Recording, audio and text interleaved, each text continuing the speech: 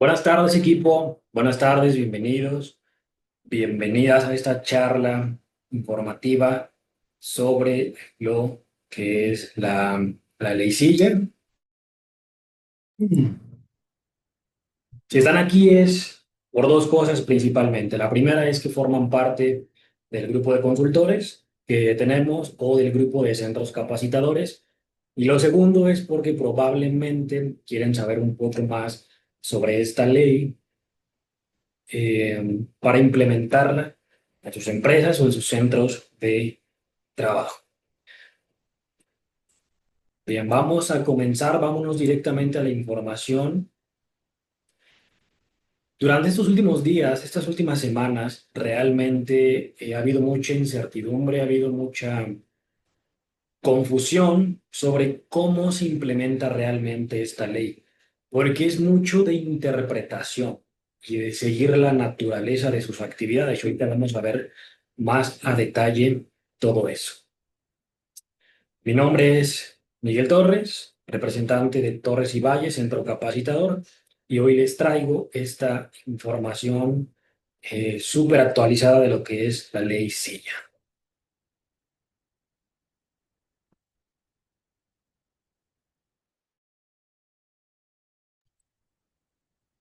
Muy bien, es muy importante que antes de entrar en materia de lo que es la ley Silla, he visto muchas personas que están confundidas pensando que la ley Silla es una norma oficial mexicana y eso no es verdad.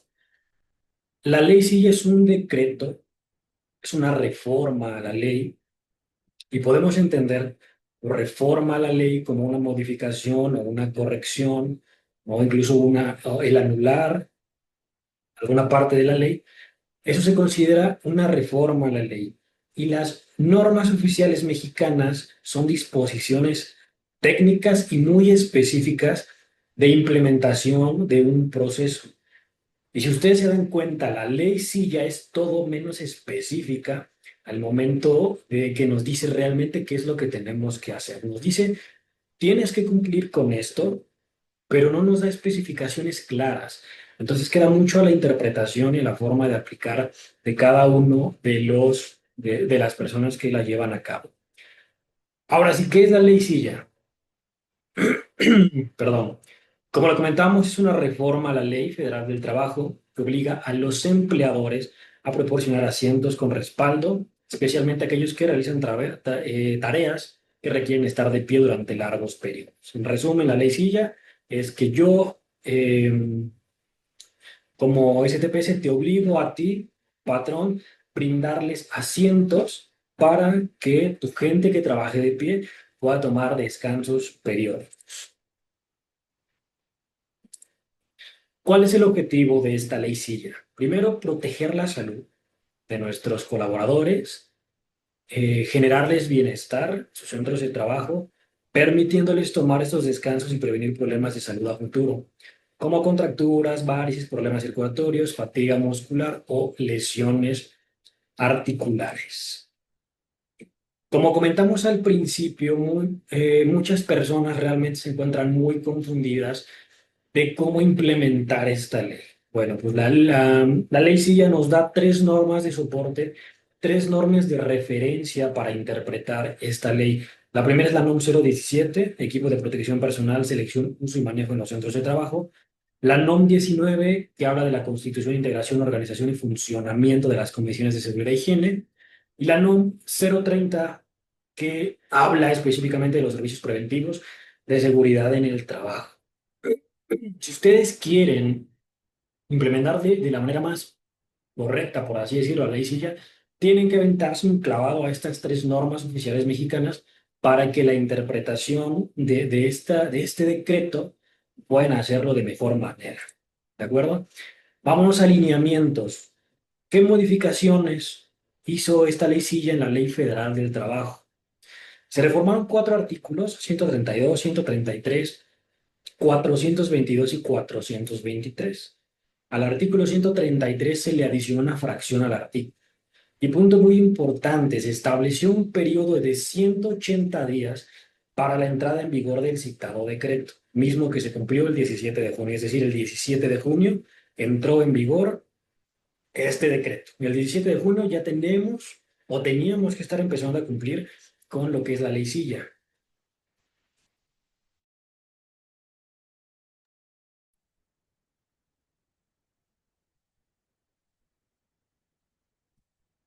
Ok, dentro de estos, cuando se emitió estas disposiciones o cuando entró en vigor lo que es la ley Silla, se estipularon dos artículos transitorios que establecieron obligaciones específicas tanto para la STPS como para los patrones. A la STPS le dijeron, una vez que entre en vigor la ley, si ya tú tienes 30 días para emitir las normas correspondientes a los factores de riesgo en el trabajo.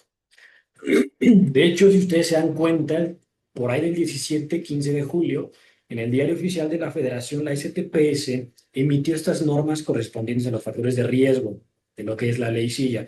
La STPS cumplió con su obligación. La segunda obligación, que fue también un artículo transitorio, fue para los patrones, fue para los empleadores, que les dijeron básicamente una vez que entre en vigor la ley Silla, que fue el 17 de junio, a partir de ahí tú tienes 180 días para adecuar normatividad interna y dar cumplimiento a la fracción 5 del artículo 132. Es decir, si esto entró en vigor el 17 de junio, ustedes, pues a fecha de hoy, que es agosto, tienen nada más 120 días para darle cumplimiento a todo esto. Ya más específicamente hablando, en el artículo 132 se generó una obligación para el patrón para proveer el número suficiente de sillas con respaldo a disposición de todas las personas que trabajen por periodos largos de tiempo de pie. En caso de los descansos periódicos, los sillos o las sillas o asientos con respaldo deberán estar ubicadas en áreas específicas para tal efecto que se designen en las mismas instalaciones del lugar de trabajo. Esta parte la vamos a entender más adelante.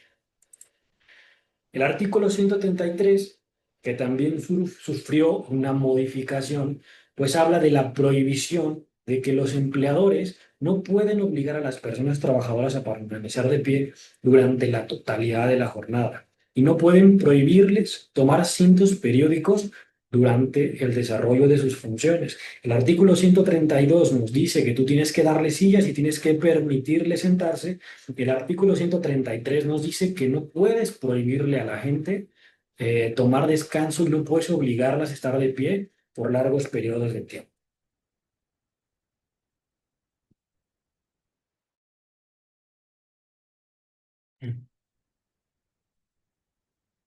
Bien, seguimos con lo relevante a las modificaciones de estos artículos. El artículo 423 nos habla de lo que el reglamento interno debe contener, es decir, en función de las modificaciones que nos vemos obligados a hacerles a estos reglamentos, ¿qué es lo que debe contener? El primero es hora de entrada y de salida de las personas, tiempo destinado para las comidas y periodos obligatorios de reposo durante la jornada. ¿Por qué es importante esto? Había muchas personas que decían que la hora de comida contaba como tiempo de reposo. Y aquí la ley es muy clara. Debe haber una diferencia entre tus horas de entrada, tus horas de comida y adicional tus tiempos de periodo obligatorios. Tú no puedes tomar los tiempos de comida de la gente como estos periodos obligatorios de reposo. Aquí lo estipulan en el artículo 423. En la fracción 5 de este artículo nos dicen que las normas que regulan el derecho de las personas trabajadoras para usar los asientos o sillas con respaldo durante la jornada laboral. En este artículo nosotros vamos a colocar todas estas nos habla de que en nuestro reglamento debemos colocar todas las disposiciones disciplinarias, obligaciones y derechos de los colaboradores ante esta nueva ley. ¿Qué tiene que ver? La forma de usar los asientos, que es lo que les comentaba, tiempo y forma en que las personas deben someterse a exámenes médicos previos para ver si están bien de salud, y las disposiciones disciplinarias y procedimientos para el uso de estas sillas. Todo esto que hemos estado viendo, pues se resume que el 17 de julio en el Diario Oficial de la Federación La STPS emite estas disposiciones sobre los factores de riesgo de trabajo para garantizar el derecho del descanso durante la jornada laboral de las personas trabajadoras de bipedestación. Esta palabra de bipedestación es una palabra que suena mucho en estas disposiciones de la ley Silla. Vamos a ver qué es realmente la bipedestación. Primero, entender como bipedestación, como la postura de estar de pie. Básicamente una persona que trabaja con una posición de pie, que es bipedestación. Esta bipedestación podemos dividirla, podemos clasificarla en tres tipos. La primera es la bipedestación estática, que son esas personas que no tienen capacidad de moverse y se mantienen de pie todo el tiempo. Ejemplos, pues podemos poner a lo mejor esas personas de seguridad o esos como recepciones, donde hay una persona en una caseta y está cerca de 6 7 8 horas de pie sin poderse sentar. La bipedestación dinámica nos habla de personas trabajadoras que sí trabajan de pie, pero que realmente tienen posibilidad de moverse, de estirarse, de desplazarse dentro de su área de trabajo, como algún guardia de vigilancia o personas que trabajan en alguna cocina industrial, cosas así. Y por último tenemos la bipedestación prolongada, que nos habla de personas trabajando de pie por más de 3 horas continuas. Y pues esto pueden ser combinación de ambas, ¿no? Podemos tener, por ejemplo, regresando al caso, ¿no? Un guardia de seguridad que está 5 horas de pie cuidando cierto sector, es una bipedestación dinámica, pero es prolongada. Así es como vamos a clasificar los tipos de bipedestación y esto es importante para lo que viene conforme a la ley SIGA.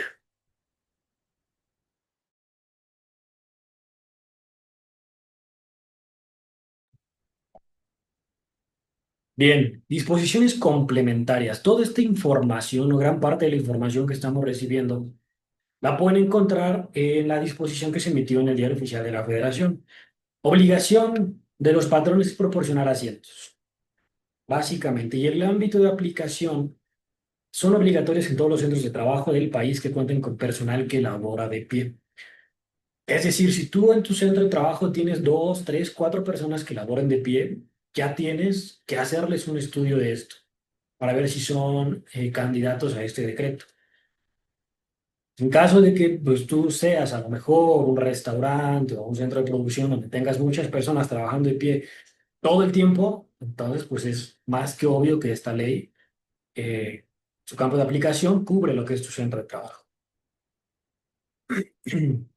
Bien, eso es muy importante. Este diagrama que tenemos en este momento aquí en la pantalla es un diagrama que a través de preguntas nos va a ayudar a detectar si tenemos o no tenemos personal en bipedestación dentro de nuestro centro de trabajo. El primer recuadro dice, en el centro de trabajo hay personas trabajadoras que realizan sus actividades en bipedestación. Si la respuesta es no, si en nuestro centro de trabajo no hay este tipo de personas, no aplique el decreto para nuestro negocio. Si la respuesta es sí, entonces nos lleva a una segunda pregunta, que es si la bipedestación es prolongada. Si la bipedestación no es prolongada, entonces tampoco aplica el decreto. ¿Por qué? Podemos tener personal que trabaja de pie 5, 10, 15, 20 minutos. Si ese es el caso, no aplica este decreto, porque el tiempo que se mantiene trabajando en la postura de pie no es prolongada, por ende no necesita tiempos de descanso. Pero si la bipedestación sí es prolongada, como pueden ver en este diagrama, pues ya nos lleva a preguntas más específicas sobre si podemos colocarle una silla en su lugar de trabajo, cerca de su lugar de trabajo, o tiene que ser un espacio específico en el centro de trabajo, y eso pues ya nos lleva a preguntas más específicas sobre el asiento. Este diagrama nos invita a nosotros a hacer un formato. Aquí lo que es la ley silla te dice las preguntas y la información que tú debes tener en cuenta, pero el realizar un formato específico ya es responsabilidad de cada empresa. ¿Qué más nos dice? Dentro de las disposiciones que vienen en el Diario Oficial de la Federación, nos vienen 11 puntos específicos de información puntual que este formato debe de tener. Es decir, el formato que tú realices debe de tener estas preguntas para identificar la bipedestación, debe de tener todos estos puntos como levantamiento de información y después debe de tener una evaluación de riesgo. Los empleadores deben realizar una evaluación de riesgo de trabajo por cada trabajador que labora de pie.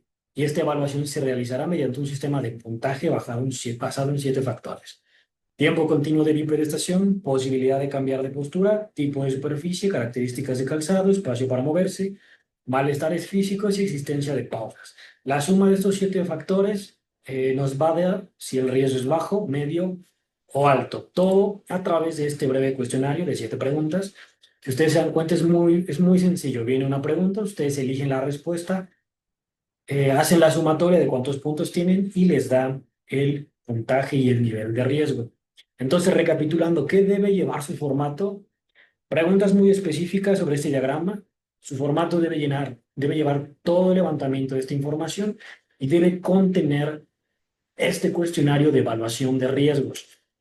Les voy a mostrar este que es el formato que nosotros trabajamos. Evaluación sobre la actividad de bipedestación. Bipedestación es lo que nosotros tenemos en el diagrama. Esta parte y esta parte de acá la información que nos solicita el diagrama. Toda esta información particular del colaborador al que le vamos a hacer el estudio es lo que viene en los 11 puntos que nos está solicitando también la ley Silla. Y por último, viene esta parte que es la evaluación de riesgo. Con este formato, nosotros podemos empezar a levantar la información de cada uno de nuestros colaboradores para saber si trabajan en bipedestación y conocer su nivel de riesgo. Bien, ya detectamos que tenemos gente en bipedestación, ya les hicimos su encuesta y conocemos su nivel de riesgo. Lo siguiente que tenemos que hacer es identificar qué tipo de asiento es el que, o qué tipo de silla es el que nosotros vamos a comprar para estos colaboradores. Los tipos de asiento tenemos que elegirlos obviamente con base en nuestra evaluación de riesgos. Los empleadores deberán proporcionar el tipo de asiento más adecuado para cada trabajador. Es decir, la ley silla te dice que incluso tú puedes meter bancos. O sea, no necesitas una super silla ergonómica, tú puedes meter un banco. Pero ¿de qué va a depender si metes un banco o no? Del nivel de riesgo. Si tú tienes una persona con nivel de riesgo 6 o 7, tal vez con un banco sea suficiente.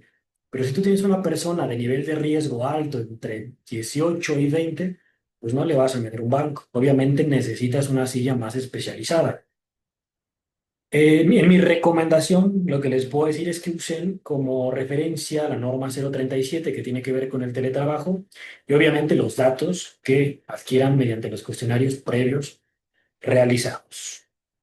Dentro del formato que les acabo de mostrar, en la parte de abajo, después de la evaluación de riesgos, viene también esta parte muy específica, el tipo de silla a seleccionar, las características de la silla que vamos a elegir. Esto es muy importante porque recuerden que la ley silla te dice que tú debes adquirir sillas en función de la naturaleza de tu actividad.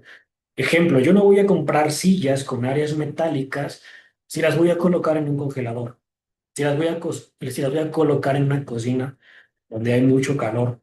O yo no voy a adquirir una silla con ruedas o inestable si estoy en una zona o un área de trabajo que genera vibraciones.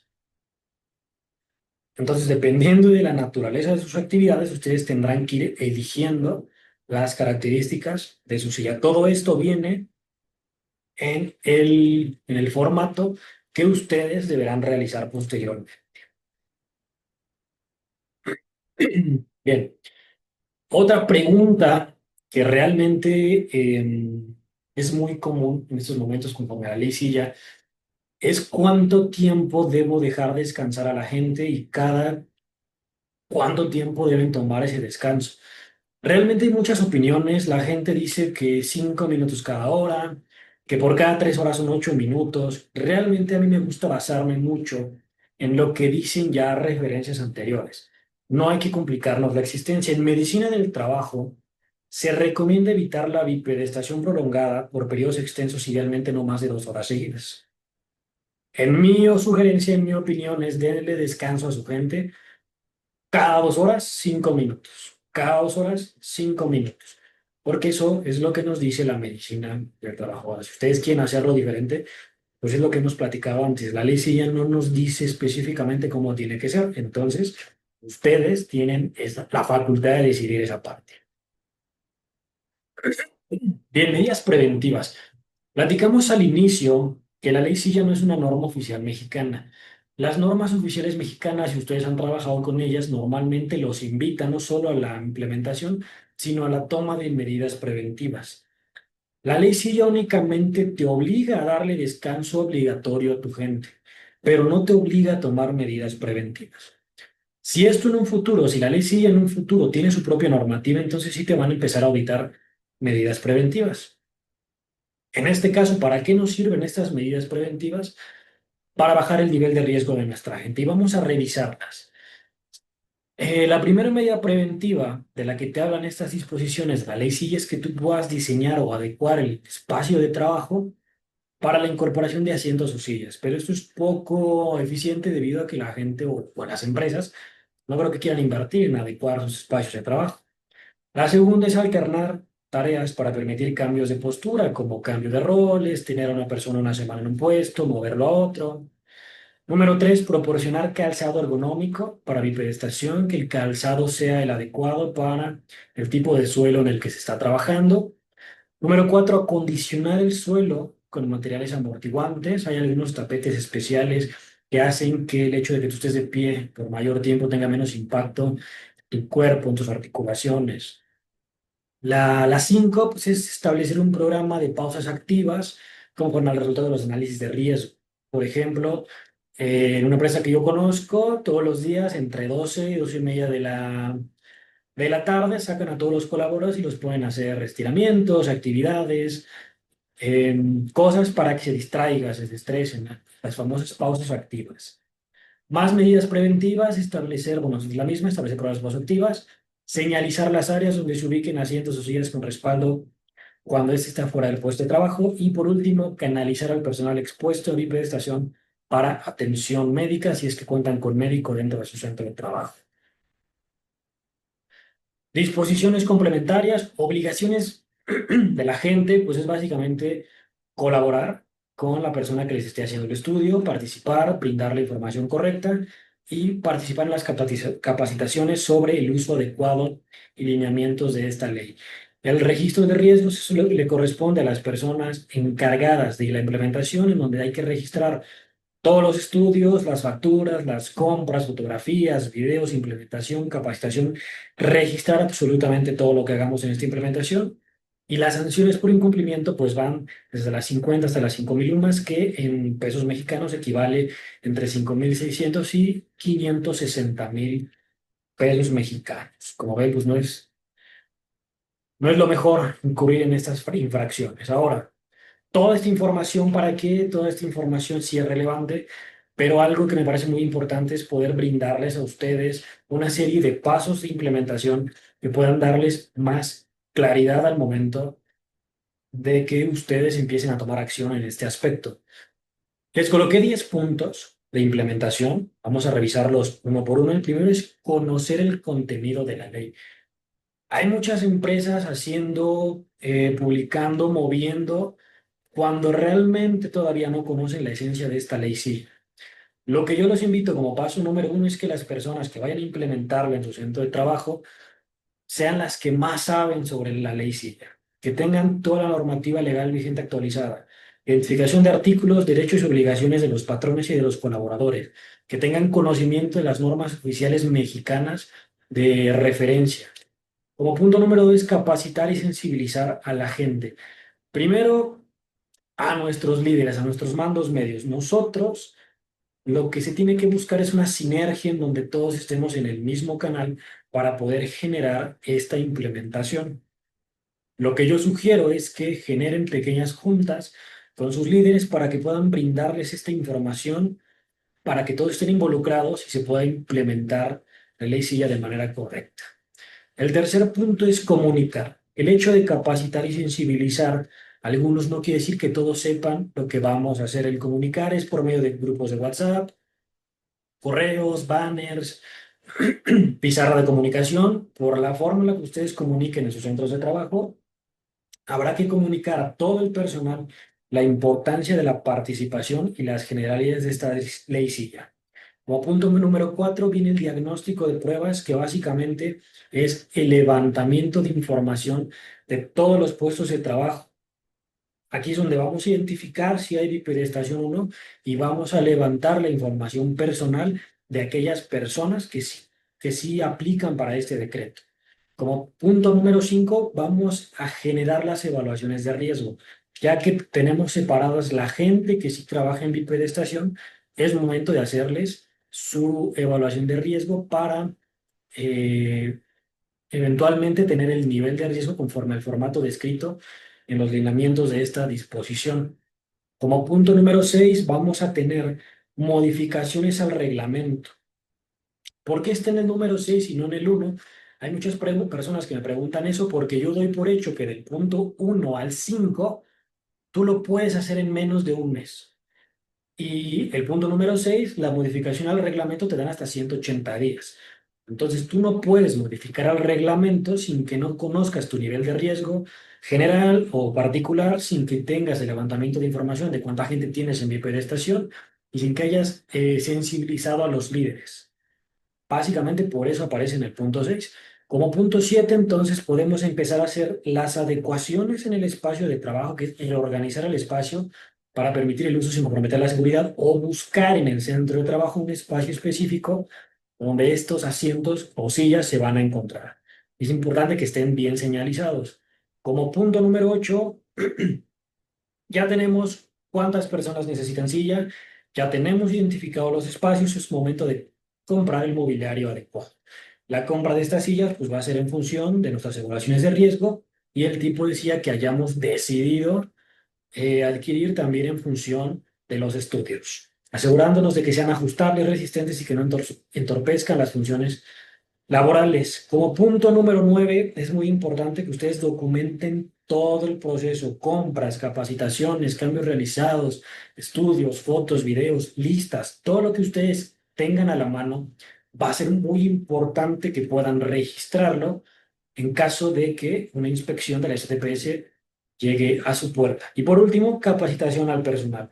Una vez que las sillas se colocan, se compran las sillas, ustedes tienen que brindar una capacitación a todo su personal de cómo se usan, cuáles son los tiempos estipulados y cuáles van a ser las sanciones en caso de que no cumplan con las disposiciones marcadas en las modificaciones del reglamento interno de trabajo. En resumen, primero conocemos la ley, sensibilizamos a nuestros líderes, comunicamos a todo el personal, levantamos información, hacemos evaluaciones de riesgo, hacemos modificaciones en el reglamento, buscamos los espacios adecuados en el centro de trabajo para colocar sillas, adquirimos el mobiliario, documentamos todo y capacitamos al personal. Esos serían los 10 puntos claves para la implementación de la ley silla en un centro de trabajo. Importante, ¿no? Importante hacerles saber que a lo mejor en 3 o 4 meses vamos a hacer un video de actualización sobre toda esta información, ya que pues realmente todavía hay como mucha confusión de qué es lo que se tiene y qué no se tiene que hacer. Pero esta es una implementación que está basada en las normas de referencia, en las normas oficiales de referencia, en lo que dice la STPS, en un análisis exhaustivo de las disposiciones en el Diario Oficial de la Federación. Es información muy bien estudiada y evaluada. Eh, Como punto último, estoy viendo que hay bastantes preguntas. Realmente ya no hay más tiempo para poder quedarnos a resolverlas todas, pero las vamos a cachar, las vamos a juntar en un archivo, las vamos a responder y las vamos a mandar por los grupos para que tengan más información más específica de lo que tienen duda. Otra cosa, en caso de que ustedes requieran este archivo para la evaluación del levantamiento de información de sus colaboradores, solo tienen que mandarnos un correo con sus datos personales, su número, su nombre, y les hacemos llegar este documento de Word. Y también, si es que así lo desean, les vamos a hacer llegar un archivo de Excel, les vamos a compartir un Forms que los va a llevar a un dashboard para que toda la información que la gente conteste, ustedes puedan tenerla de manera digital para el momento que quieran realizar informes, quieran hacer análisis, de ver cómo se encuentra a nivel general su nivel de riesgo. Les podemos compartir el formato en Word y este archivo en Excel para que tengan el levantamiento de la información en digital, ¿vale? Y bueno, de mi parte es todo, chicos. Fue una plática muy rápida, muy concreta. Lo importante es ir directo a la información. En representación de Torres y Valle, de Centro Capacitador, les quiero dar las gracias. Espero que les funcione mucho toda esta información. Estamos en contacto en los grupos. Por ahí algunos tienen mi número, tienen mi correo, pueden ponerse en contacto conmigo si es que así lo desean. En caso de que deseen los materiales, únicamente igual mándenos un mensajito o un correo y se los hacemos llegar a la brevedad, ¿no? Y como último consejo, como último mensaje, no tengan miedo a implementar esta leysilla, no tengan miedo a implementar cada uno de los pasos. Yo sé que a veces la incertidumbre pues, nos lleva a dar pasos con mucho temor, pero al final recuerden que la ley por ahora únicamente nos está pidiendo bríndales descanso y silla a tus colaboradores. No pierdan ese foco, pero siempre intenten mantener la implementación de las buenas prácticas alrededor de esta leycilla. Les deseo un buen fin de semana y pues, que tengan un buen día. Muchas gracias.